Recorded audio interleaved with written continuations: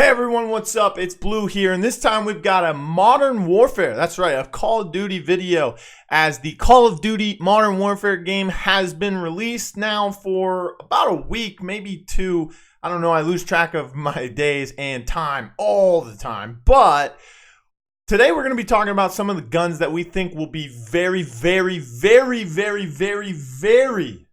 highly used in both the pro scene and the amateur scene.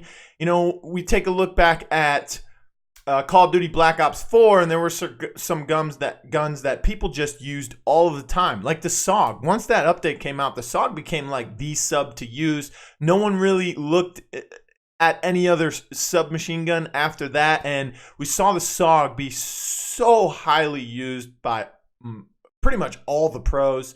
So what is that gun going to be for the sub players in Modern Warfare? You know, the game may seem a little slower movement-wise, but the game is much faster in TTK. If you don't know what that is, it's time to kill. I believe this game will be a little bit more tactical too as well. And it looks great, and it feels great, and all of the weapons feel great. For the most part, and I love the realism that is in this game. But let's go ahead and take a look at some of the guns that will be that I think will be really huge. All right, so first off, when we come to assault rifles, I think the go-to assault rifle for most people in the pro scene and the amateur scene will be the M4A1. The gun is super powerful, super accurate. There's a lot of different combinations of attachments that you can go with. We're not sure which ones will be allowed just yet. We have to assume that the underbarrel shotgun and the underbarrel grenade launcher, aka the noob tube, would be not allowed. But this gun, amazing so far, super accurate.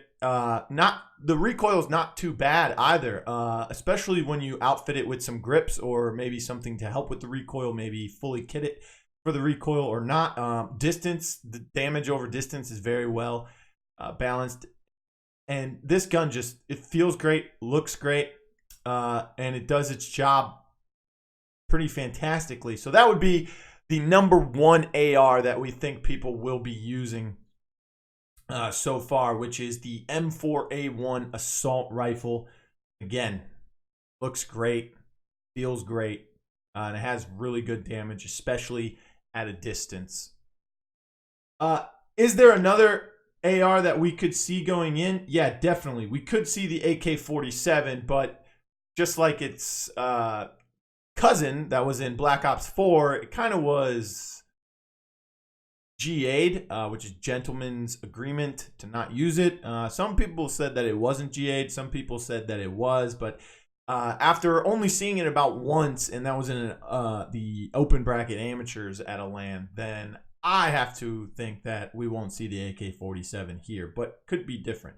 There are two other rifles that I think are really good ARs, and that would be the Scar. Now, the FN Scar 17 has been a really good gun in past Infinity Ward versions of Call of Duty. The problem with it this year, I think, is that the recoil is a little stronger than what it has been in the past.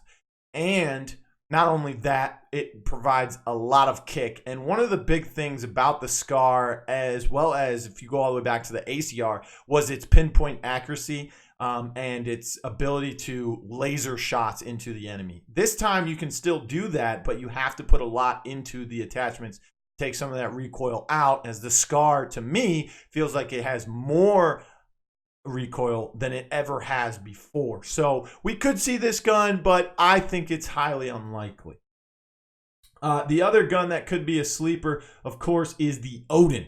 Now, this gun does have some big recoil in itself, but the gun is super powerful. I remember playing in the beta, and someone told me we got a scope with the gun. This is the 2v2 beta where it gave you random weapons every round in gunfight. And I remember getting this weapon for the first time with a scope on it, and someone told me, oh yeah, it's this semi-automatic sniper rifle. Turns out it's not. It's an assault rifle that they just put a scope on in that random round. But this gun is super strong, and a lot of people are starting to like this gun because you can play it as a semi-automatic sniper at a distance, and it has that kind of power and accuracy.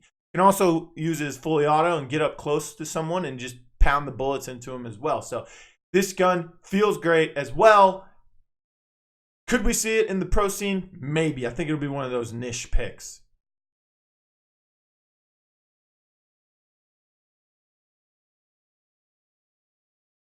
All right, so we have to assume that shotguns, LMGs will not be allowed, as well as the melee, which is a riot shield. We won't see that one in as well. For sniper rifles, though, I think that the AX-50 will be the way to go. This gun feels like as close to the intervention from the old school Modern Warfares as you can get. Single shot, bolt action, very nice damage from a distance as well. Now, the farther the shot is, the more accuracy you're going to have on your shots. But this gun, again, closest to the intervention that I could think. Bolt action again, and you know how they love to play with the bolt action rifle. So the quick scopes could be coming out with this one right here. Now, could we see another sniper rifle? There's only 3 so far. And the second one that we would see would have to be the HDR. I don't think the Dragunov will get played at all. Doesn't have a lot of damage. It is semi-automatic for that reason. Not very accurate as well. And just, you know, high risk, no reward pretty much. Will we see any marksman rifles? I would have to assume no. But if we do, I think the one that we would see would be yet again another bolt action rifle that was classified as a sniper rifle back in, you know, World at War and some other games as well, and that would be the Kar 98. This rifle has always been a very, very nice rifle in video games, let alone Call of Duty's franchise. The Kar 98 is bolt action, single fire, and it's just a beautiful rifle. Now, if they put a scope on it, they could use it as a sniper rifle. Could we see some people trying to use it like that? Yeah, sure. Do I think so? I would have to imagine there might be a few people, you know, maybe under 10 in both the amateur and pro scene. They're like, yo, I'm going to snipe with the Kar 98. Let me throw a scope on there. And if there's no scope, then it just gets a little bit more difficult, maybe up close battles with that, but who knows. Trick shotters will have fun with that as well.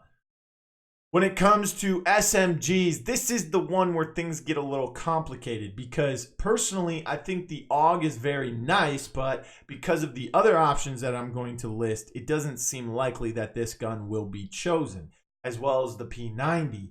The MP5 may be a little niche pick as well. The Uzi, I don't see that being played very much unless there's a huge update to it.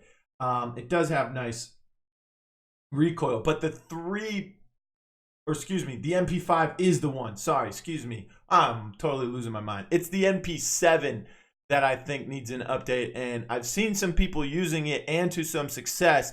High fire rate, but you know, not too particularly used by the pro players that I've been watching on stream so far, and the ones who have used it are kind of shaky on it. You know, they like it, but they don't like it. So we'll see how the MP7 comes into effect. But unlike I said a few moments ago, the MP5 is the one that I've been seeing the most of here, and this is the gun that I was using the most in the beta when I was using a submachine gun. Sometimes I'd go with overkill as my perk and use a sniper rifle and the MP5. MP5 in this game has pretty low recoil. It does have some kick to it, but it's easily controllable.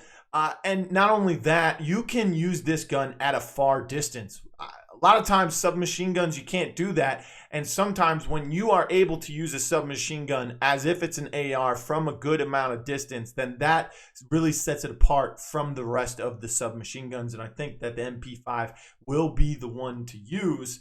Some other sleepers in this category would be the Bison. A lot of people using the Bison on stream that I've been checking out so far, the PP19 Bison. This gun has been in some other Call of Duties as well. I know a lot of people liked it because it fires very fast, or it's got a pretty large clip, and you could customize it pretty nicely, and also good handling. With handling in this game, don't know how important that will come into play, but we could see it. The Bison, I haven't used it myself yet, but from the players that I've seen on stream, they're really starting to like it. To me, I think this could be the secondary pick, but I think it'd be a little bit more niche than the go-to. I think the MP5 would be the go-to. But that's it for what guns we think will be in the game on the professional level. All right, so that's it for this video. My name has been Blue. Don't forget to like, share, and subscribe to this video, and subscribe to Console Pro News for all your esports updates for Paladins, Smite, Call of Duty, and others that we'll be starting to dive into as well. And let us know in the comments below which guns you're liking so far and which ones you think will be super huge in the pro scene. See you guys. Keep grinding.